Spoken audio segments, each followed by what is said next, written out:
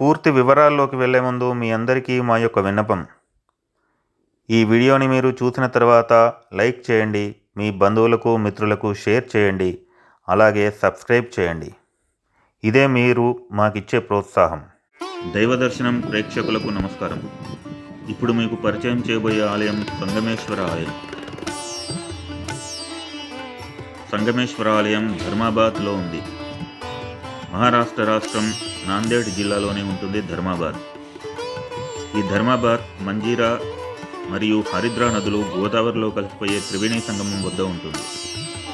సంగమేశ్వరాలయం ఒక పురాతన శివాలయం. స్థల పురాణం వివరాలు అందుబాటులో లేకపోయినా ఈ ఆలయంలో శివలింగాన్ని చూసి పురాతన శివలింగంగా చెప్పవచ్చు. సాధారణంగా గోదావరి పరివాహక ప్రాంతంలో 1-2 చోట్ల మినహా అన్ని పురాతన శివాలయాలే ఉన్నాయి. ఈ ఆలయ పరిసర ప్రాంతం ప్రశాంతంగా ఉంటుంది. చుట్టూ గోదావరి నది, మధ్యలో ఆలయం ఎంతో ఆహ్లాదంగా ఉంటుంది.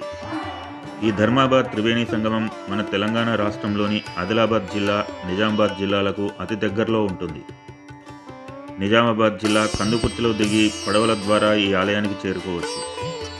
ఎండాకాలంలో నీళ్లు పెద్దగా ఉండవు కాబట్టి నడిచైనా వెళ్ళవచ్చు.